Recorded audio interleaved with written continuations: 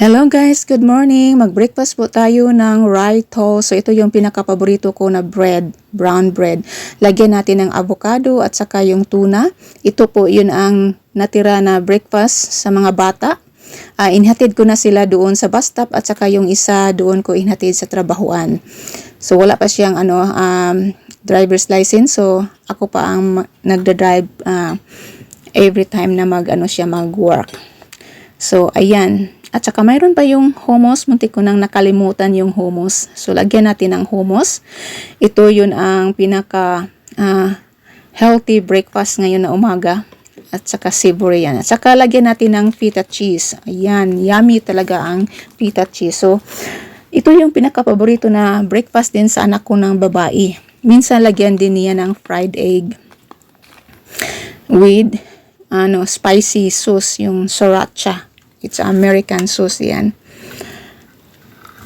Yun ang optional namin na breakfast. Minsan, pag gagamit din ako ng homemade na jam, yung niluluto namin na jam, yung rhubarb jam or plum jam or kahit anong mga prutas na ginagawa ko na jam.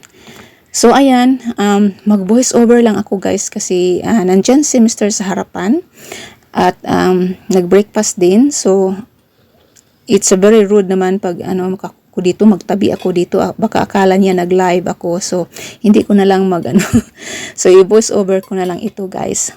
So, kasi mamaya, pupunta kami sa labas. May gagawin kami doon sa aming prutasan, sa kiwi. Maglagay kami ng bird netting kasi kinakain na sa mga ibon yung mga prutas at mga nalaglag na yung mga prutas. Mga kalahati na talaga ang nalaglag. Sayang naman pag hindi namin lagyan ng bird netting. So, ayan. So, few weeks ago, nakabili ako ng local na avocado, guys. Mura lang ito. $1 each lang. So, sa isang bag, 5 avocado ang sulod. So, bumili ako ng 2 bag, so worth of $10 talaga. Kasi sa supermarket, mahal ang avocado doon. Minsan may $2 each, minsan din may $2.50. Depende depende sa variety din. Mayroong maliit at saka mayroon ding mga malaki na avocado. Ayan. So, buti na lang mayroon kaming customer na nagsabi niya na bumili siya ng local na avocado at saka mura. So, doon ako nakabili din. So, ayun. So, mamaya, doon kami sa labas ni Mr. maglagay na kami ng mga bird netting. So, ayun guys. Doon sa Pinas, iba talaga ang avocado, no? Iba-iba ang gagawin. Ilamaw yan. Lagyan ng condensed milk. Minsan, gawin nila ng ice candy. Masarap yan.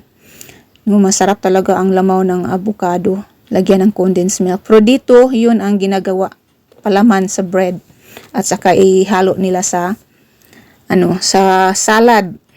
So, before ako mag-end dito guys, please follow and paki-share na lang sa ating mga ating video. At saka shout out din sa ating mga followers, sa mga top fans ko dyan. Shout out sa inyong lahat.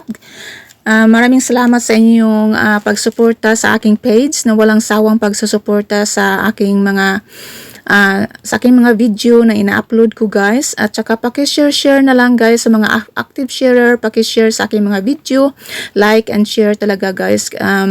Kaya ilista ko yan, i-raffle ko yan pag marami kayong mag-share sa aking mga video. At saka magbigay ako ng GCash kung gusto niyo ng GCash. Magbigay ako ng 1K perhaps. Okay. So hanggang dito na lang tayo. Shout out sa inyong lahat.